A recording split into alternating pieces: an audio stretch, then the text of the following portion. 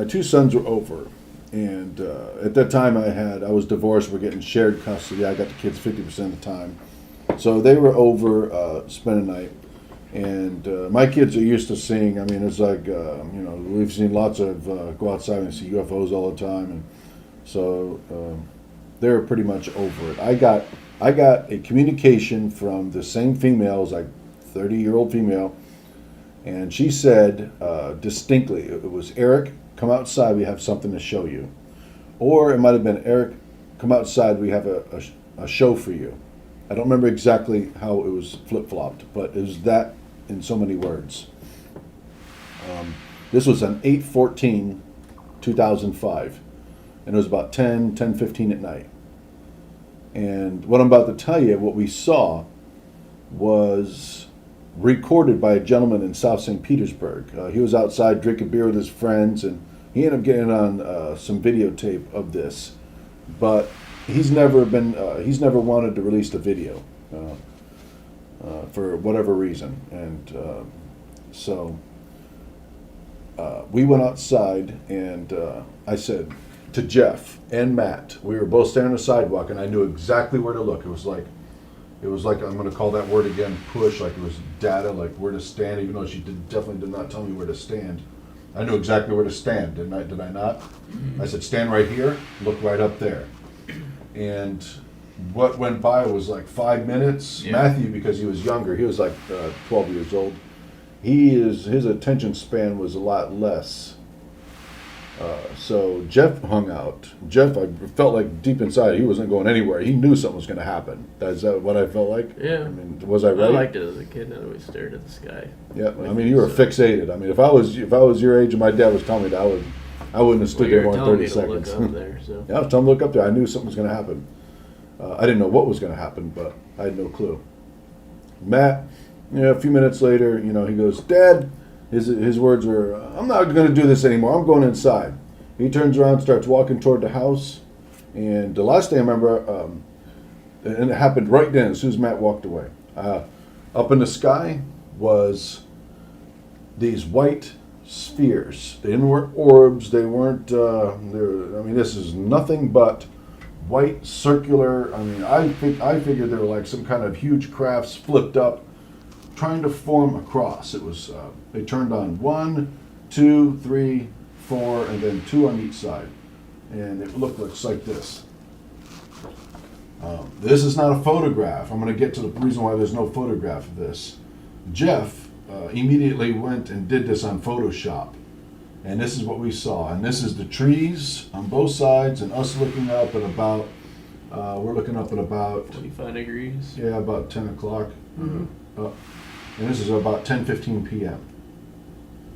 on 2005, and it was bright, and it was sharp, distinct, well-defined, huge. I would say probably. You couldn't cover with your hand, pretty much. Yeah, if you held a nickel out at at hand's length, mm-hmm. That's how big these spears. So I figured this might have been 5 miles long by a mile wide. I mean, is that even right? It looked like it was in space. It looked like it was in space. So it was pretty big if we could see it at that distance. It was probably way bigger than that. Way bigger than that.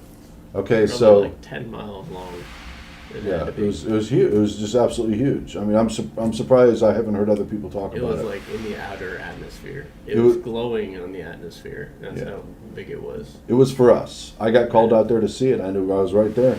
And Matt, I yelled at Matt. Instantly, he just started turning on. I was like, Matt, get back here. You're missing it. And he's like, missing what, Dad? Where? I can't see it. And I was like, Matt, you're not going to see it looking at the numbers on the house. Meanwhile, I'm looking back up again. Turn to look at Matt again, look up. I said, get over here. Matt was like frozen. I mean, he was just like midsection frozen, would not take his eyes off the numbers on the front of the house. So I gave up on that. I don't know what was going on with him. He just would not turn around. He was just stuck. I mean, is that what he looked like? Yeah. I mean, stuck facing the house. Why would he not turn around? I think it was some kind of control over him. But here, I'm going to get to the story that comes after this, and this is going to make sense why he was not able to see this. I reached down to pick up. I had a Sony video camera, a Highline one, about $1,500. It was about 5, 6 years old, great shape. And I had a brand new Sony Mavica 5 megapixel, which cost me about $600 at the time. That's when cameras were still starting to come out, and it was a lot of money. That was not even 90 days old.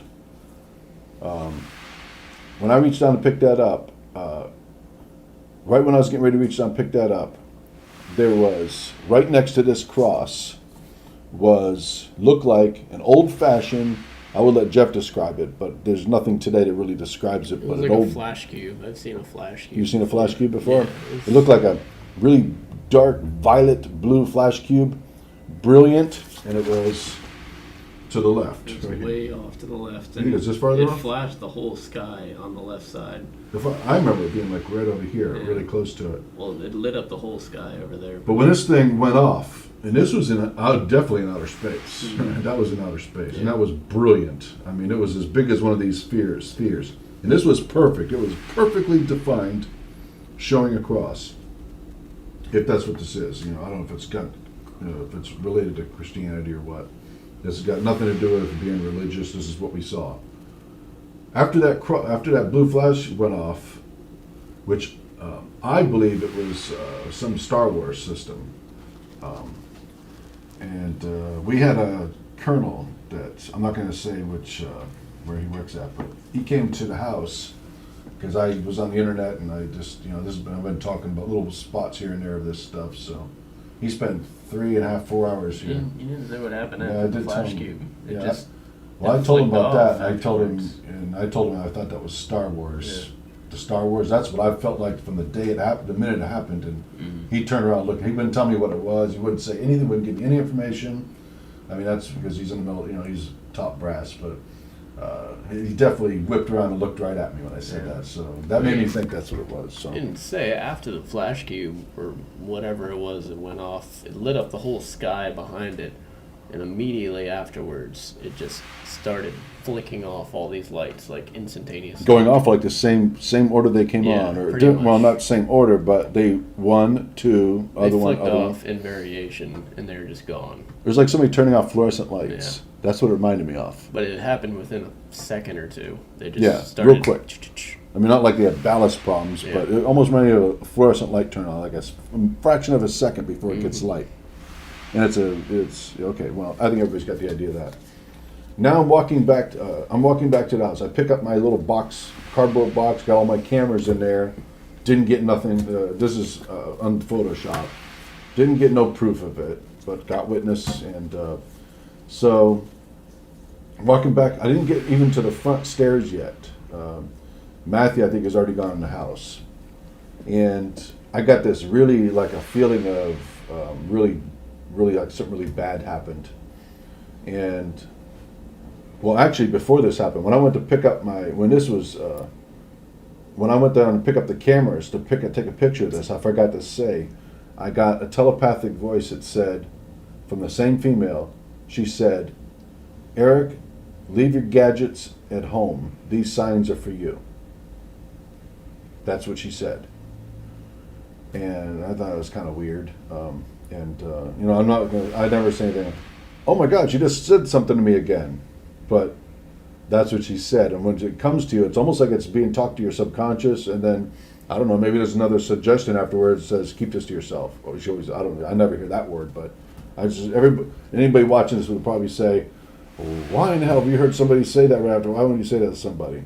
But, it's always later when I'm sitting there, I'm like, holy cow, It's almost like your own thoughts. But it's not my, head. your own Exactly, voice is like exactly. a male voice. It's your voice in your Yeah. head. I mean, that's what my voice sounds like. I never hear anybody else's voice ever, except for the handful of times I've had a telepathic, voice, and it's this female. And it's a female of the gray that came into the room.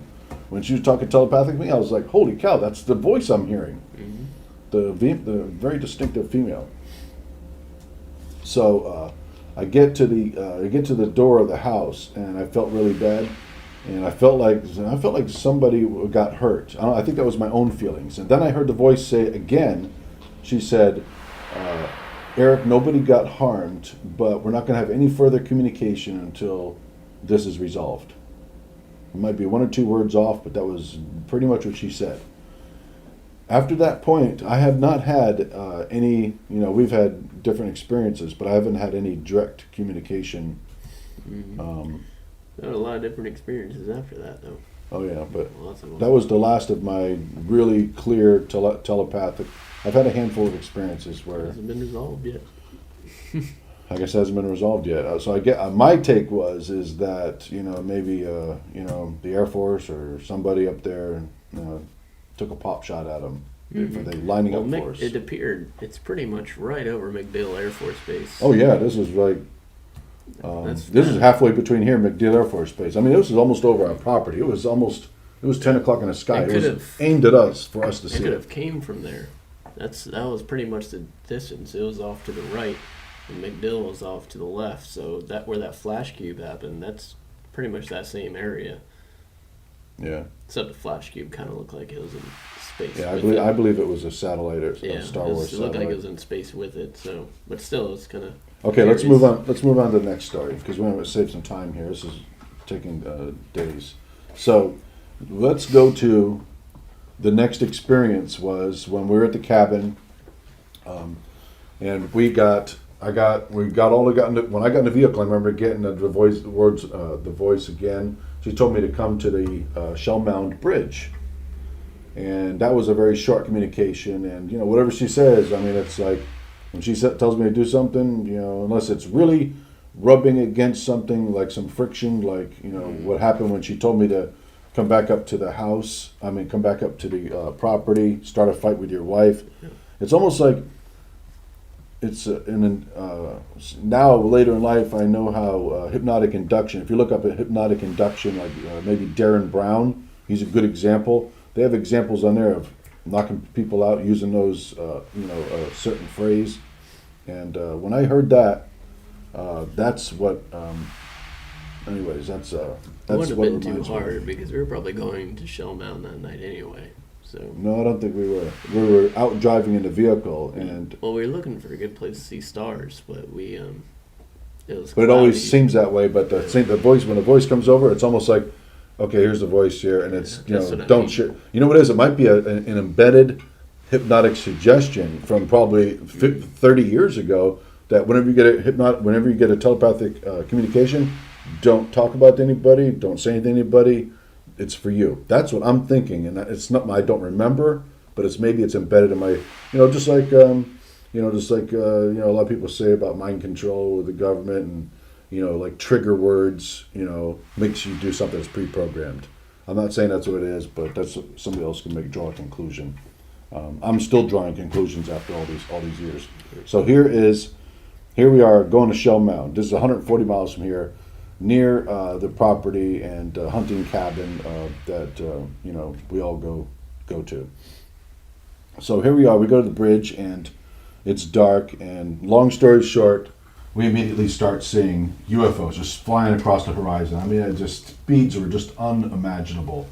One side of the sky to the other, just in 2 seconds, and then up and then down, and I was getting this feeling that these were black triangles. We've seen about 3 or 4 black triangles in a rectangular shape at the property. That's another story that we haven't talked about that I probably won't bring up maybe some other time. But that's when my buddy Billy and I saw a rectangular craft over the top of the cabin. We watched it from 9 o'clock at night till 2 in the morning. It never left. But we never did anything. I never took one of my lasers and shined it at or provoked it or tried to take a picture of it. And it was just too dark. But you could see the outline. It was right over the cabin. But there's strange instances like that where, why wouldn't we do this? Why did we just go to bed? This is strange. But anyways, go ahead. The one on the bridge that was really caught her eye, you got that on film with an old one, and it was like multicolored, and it wasn't shooting across the sky. It was stationary for a while, but it was constantly moving different directions back, and then it started coming towards us, and then my brother, he started freaking out. He was 12 at the time, and then he started freaking out about it, because this ball of light was coming at us, all different rainbow colors. My dad's filming it while my brother's freaking out. And I may because my brother was freaking out, but then it started taking off in the other direction again. It never came. But. Well, yeah, here's where I remember it was we all that saw UFOs. Actually, this Shell Mound event happened before the cross because my video camera was still working. I think it was. Going back to the cross in the front yard, that night I went to turn on my video camera and my camera, and both of them were not working. I changed the batteries out, did everything. Neither one would power up. And I'm like, what the? I tried charging them. That night I got a message from her. Here's another telepath. I forgot to tell this in the last story. She said, don't worry, Eric, we'll make it up to you. As far as they booked my cameras. They did not want that cross documented by us. The only thing that exists is Jeff's Photoshop that he did right away. You can't see the trees on there. But absolutely, I had $1,600 worth of equipment broken, and I sold them both on eBay, and even back then on eBay, a month later, I wrote on eBay, if whoever buys these, I like new cameras for junk, I sold them both for $30 each. Yeah, and I wrote on there, if you ever find out what's wrong with it, let me know, because I was filming an unidentified flying object. And okay, so going back to Shell Mound, Matt was flipping out. I got the push feeling like, okay, we're going to come and meet, and the craft is going to land on the little cul-de-sac right to our right. And it was a huge black triangle. It was the image that was put in my mind. And then Matt, I said, and then all of a sudden the craft, the biggest one, was coming at us so fast. I mean, if you ever see a police car coming at you at 100 miles an hour on a two-lane road, it looks like it was floating, and it looks like it's got a tint to it. It's coming. And that's when I said, okay, guys, they're going to come over there, and they're going to hover right over the beach, right here, the cul-de-sac. Matt started. He was sitting on his rear end on the deck and he started kicking his feet and said, "Dad, tell him I don't want them to come. We don't want them to come." And I could see it. He was anxiety. I mean, Matt's a little bit different personality than Jeff. He doesn't take this stuff back then too well. Now he's fine with it, but he was causing a lot of problems. So the craft stopped, and when it stopped, I thought to myself, oh my God, I got my video camera. All this time with me, I had my video camera. Back then I was not really trying to document it. I grabbed the video camera, got it up, and the thing, when it was stopped, it was changing all these colors. Yeah, like rainbow oscillating. Yeah, it looked like a kaleidoscope thing. So I'm zooming in. I got that on videotape. I had the videotape. I found it finally downstairs.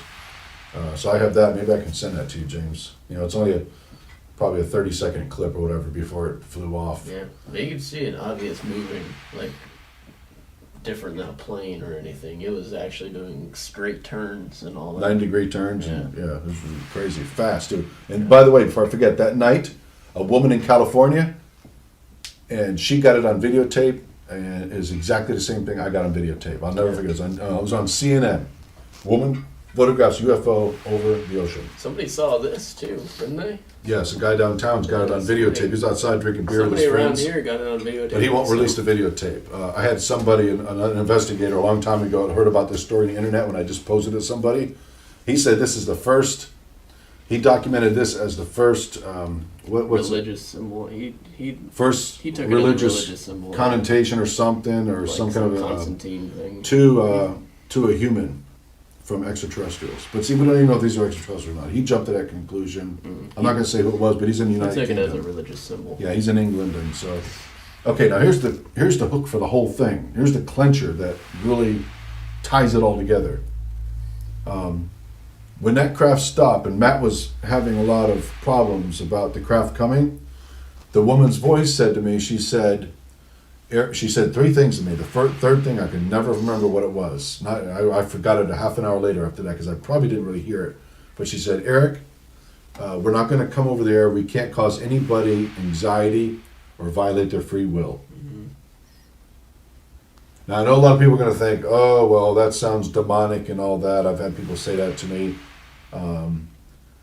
It's not demonic. They had plenty of chances to get us alone and do something. They've come into my bedroom once, and that was the only time I have a witness with me. But it's universal law. Can't violate someone's free will. Back when this happened, everywhere. That's right. This is whether you're benevolent or benevolent law. Beings. I think the whole thing is about the universe is, anybody who's a higher species than a human can't violate can't enter your life without your permission. Yeah. Whether it's demonic or somebody who's that's my theory on it. I'm sure a lot of people think that too if they study this stuff long enough.